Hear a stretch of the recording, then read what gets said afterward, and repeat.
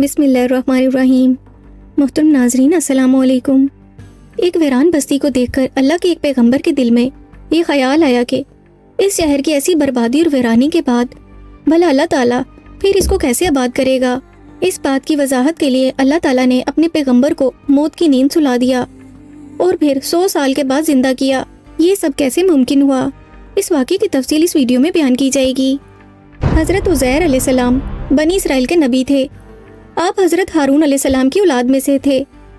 ان دنوں بنی اسرائیل کی سرکشی، نافرمانیاں اور مشرکانہ حرکتیں حد سے تجاوز کر چکی تھیں۔ ہر طرف ظلم و جبر، فساد اور لوٹ مار کا بازار گرم تھا۔ انبیاء کے روکنے کے باوجود جب اس قوم نے اپنی روش نہ بدلی تو اللہ تعالیٰ نے ایک ظالم و سفاک بادشاہ بخت نصر کی صورت میں عذاب بھیجا۔ وہ بابل سے ایک بڑی فوج کے ساتھ آندھی طوفان کی طرح راستے کی حکومتوں کو پامال کرتا ہوا فلسطین کی طرف بڑھا اور تھوڑے ہی عرصے میں اس کو تہو بالا کر دیا۔ 40,000 سے زائد علماء کو قتل کر دیا اور ایک بھی تورات کا عالم زندہ نہ بچا۔ بخت نصر بنی اسرائیل کے 80,000 افراد کو قیدی بنا کر بھیڑ بکریوں کی طرح ہانک کر بابل لے گیا۔ حضرت عزیر علیہ السلام بھی ان قیدیوں میں شامل تھے۔ بخت نصر کی فوج نے بیت المقدس کے عظیم الشان محلات کو کھنڈرات میں تبدیل کر دیا۔ حضرت عزیر علیہ السلام ایک طویل عرصے تک دیگر اسرائیلیوں کی طرح بابل میں قید رہے۔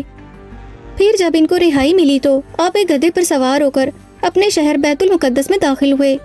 شہر کی ویرانی اور بربادی دیکھ کر ان کا دل غمزدہ ہوا اور وہ رو پڑے۔ چاروں طرف چکر لگایا مگر انہیں کسی انسان کی شکل نظر نہ آئی، لیکن یہ دیکھا کہ وہاں کے درختوں پر اچھے اور زیادہ پھل لگے ہوئے تھے جو پک کر تیار ہو چکے تھے، مگر کوئی ان پھلوں کو توڑنے والا نہیں تھا۔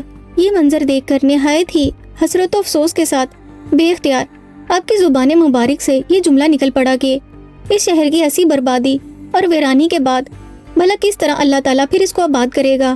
پھر آپ نے کچھ پھلوں کو توڑ کر تناول فرمایا، انگوروں کو نچوڑ کر ان کا رس نوش فرمایا، پھر بچے ہوئے پھلوں کو اپنے تھیلے میں ڈال لیا اور بچے ہوئے انگور کے رس کو اپنی مشک میں بھر لیا۔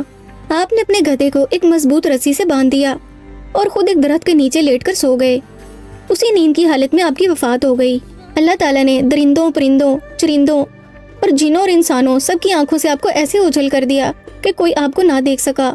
یہاں تک کہ 70 برس کا زمانہ گزر گیا تو ملک فارس کا ایک بادشاہ اپنے لشکر کے ساتھ بیت المقدس کے اس ویرانے میں داخل ہوا۔ اس نے بہت سے لوگوں کو یہاں لا کر بسایا اور شہر کو پھر سے آباد کر دیا۔ بنی اسرائیل کے ادھر ادھر بکھرے ہوئے لوگوں کو بھی اس شہر میں دوبارہ آباد کر دیا گیا۔ ان لوگوں نے نئی عمارتیں بنا کر اور قسم قسم کے باغات لگا کر اس شہر کو پہلے سے بھی زیادہ خوبصورت اور بارونق بنا دیا۔ جب حضرت عزیر علیہ السلام کو پورے 100 سال وفات کی حالت میں ہو گئے تو اللہ تعالیٰ نے آپ کو زندہ فرمایا۔ آپ نے دیکھا کہ آپ کا گدھا مر چکا ہے اور اس کی ہڈیاں گل سڑ کر ادھر ادھر بکھری پڑی ہیں، مگر تھیلے میں رکھے ہوئے پھل اور مشک میں رکھا ہوا انگور کا رس بالکل خراب نہیں ہوئے۔ پھلوں میں کوئی تبدیلی نہیں آئی اور نہ ہی رس ہی بدمزہ ہوا۔ آپ نے یہ بھی دیکھا کہ اب بھی آپ کے سر اور داڑھی کے بال کالے ہیں اور آپ کی عمر وہی 40 برس ہے۔ آپ حیران ہو کر سوچ بچار میں پڑے ہوئے تھے کہ آپ پر وحی نازل ہوئی۔ اللہ تعالیٰ نے آپ سے دریافت فرمایا کہ اے عزیر، آپ کتنے دنوں تک یہاں رہے؟ تو آپ نے خیال کر کے کہا کہ میں صبح کے وقت سویا تھا اور اب عصر کا وقت ہو گیا ہے، یعنی میں دن بھر سے کچھ کم سوتا رہا۔ تو اللہ تعالیٰ نے فرمایا کہ نہیں اے عزیر، تم پورے 100 برس یہاں ٹھہرے رہے۔ اب تم ہماری قدرت کا نظارہ کرنے کے لیے ذرا اپنے گدھے کو دیکھو کہ اس کی ہڈیاں گل سڑ کر بکھر چکی ہیں، اور اپنے کھانے پینے کی چیزوں پر نظر ڈالو، ان میں کوئی خرابی اور بگاڑ پیدا نہیں ہوا۔ پھر ارشاد فرمایا کہ اے عزیر، اب تم دیکھو کہ کس طرح ہم ان ہڈیوں کو اٹھا کر ان پر گوشت پوش چڑھا کر اس گدھے کو زندہ کرتے ہیں۔ چنانچہ حضرت عزیر علیہ السلام نے دیکھا کہ اچانک بکھری ہوئی ہڈیوں میں حرکت پیدا ہوئی اور ایک دم تمام ہڈیاں جمع ہو کر اپنے اپنے جوڑے سے مل کر گدھے کا ڈھانچہ بن گیا اور لمحہ بھر میں اس ڈھانچے پر گوشت پوست بھی چڑھ گیا۔ گدھا زندہ ہو کر اپنی بولی بولنے لگا۔ یہ دیکھ کر حضرت عزیر علیہ السلام نے بلند آواز سے کہا، میں خوب جانتا ہوں کہ اللہ سب کچھ کر سکتا ہے۔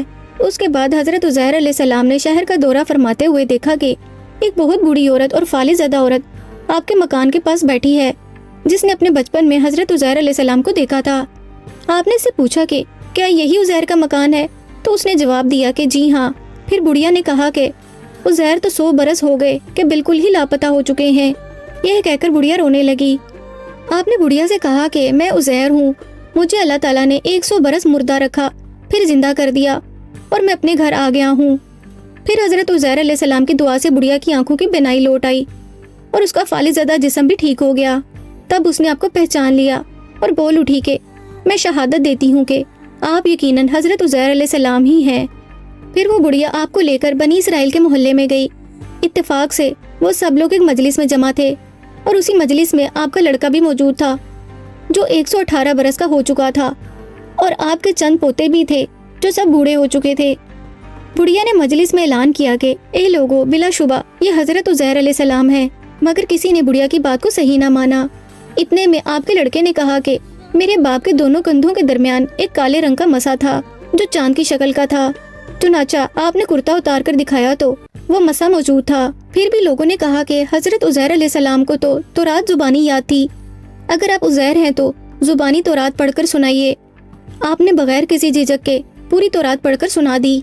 تصدیق کے لیے لوگوں نے تورات کی ایک دفن شدہ جلد ڈھونڈ نکالی جو حرف بحرف حضرت عزیر علیہ السلام کی زبانی یاد کی ہوئی تورات کے مطابق تھی۔ یہ حیرت انگیز ماجرا دیکھ کر سب لوگوں نے یک زبان ہو کر یہ کہنا شروع کر دیا کہ بے شک حضرت عزیر علیہ السلام یہی ہیں، اور معاذ اللہ یقیناً یہ خدا کے بیٹے ہیں۔ آج تک دنیا بھر کے یہودی اس باطل عقیدے پر قائم ہیں۔ محترم ناظرین، اگر آپ کو حضرت عزیر علیہ السلام کا یہ واقعہ پسند آیا ہو تو کمنٹ کر کے اپنی رائے کا اظہار کیجیے اور اس ویڈیو کو لائک اور شیئر کیجیے، اور اس طرح کے مزید تاریخی، تحقیقی اور معلوماتی واقعات کے لیے ہمارے چینل اشال اسلامک اسٹوریز کو سبسکرائب کیجیے۔